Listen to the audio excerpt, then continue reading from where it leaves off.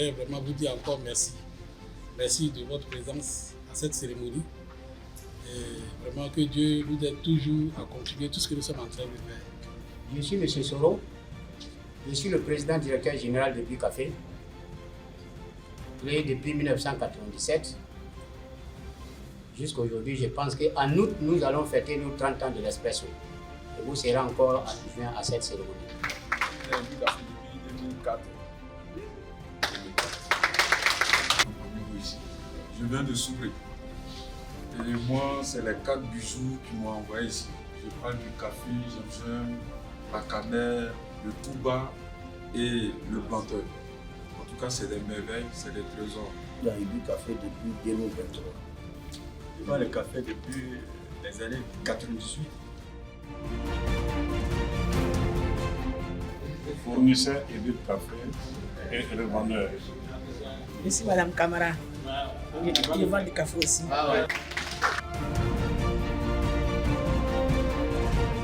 Il y a des couteaux.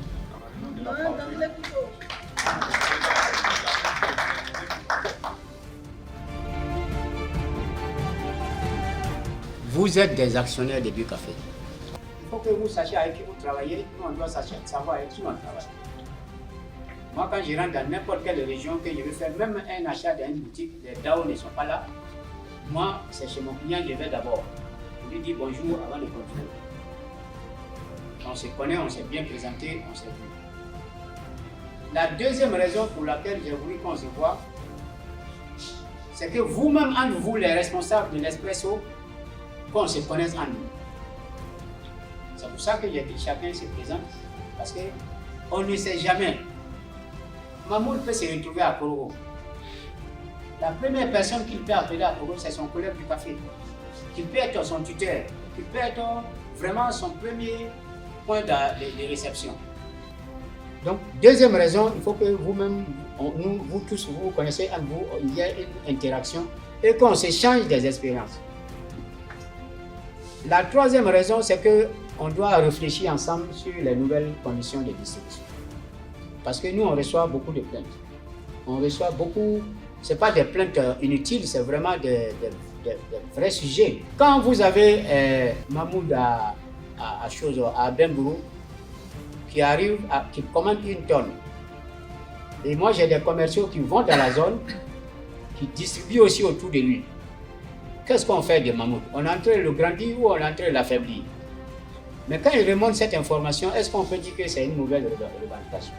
Donc nous, on doit pouvoir réorganiser le schéma commercial de sorte que nos grossistes puissent grandir davantage pour que nous, on puisse aussi grandir avec eux.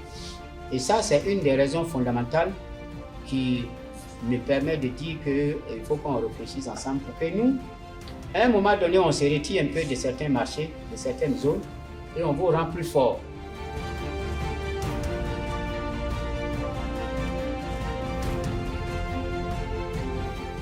Vous êtes une chance pour la Côte d'Ivoire. Et que Dieu vous bénisse. Amen. Longue vie à vous. Que Dieu bénisse votre entreprise. Amen. Je suis très honoré de me retrouver ici. Et cette chance-là, je pense que ce n'est pas donné à tout le monde. Mais j'ai vu qu'aujourd'hui à Bucafé, lorsque le président parlait, on a parlé plus d'espresso. Et la plateforme qu'on a créée, on parle plus d'espresso. Vous avez 5 jolies femmes. Est-ce que la plus belle, tous les hommes la convoitent? Vrai ou faux?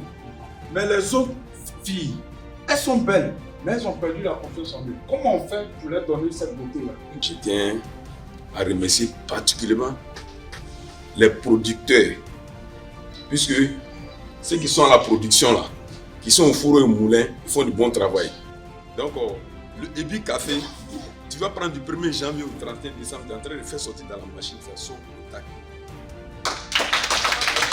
Donc c'est cela, je remercie l'équipe de production.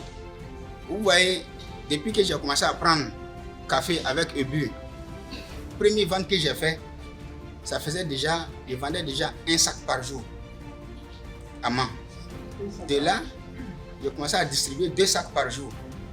Au fur et à mesure, Soro même, il m'envoyait déjà 1 tonne, une fois, où j'ai vendu les 1 tonne en moins d'1 mois. Mon témoignage, c'est quoi?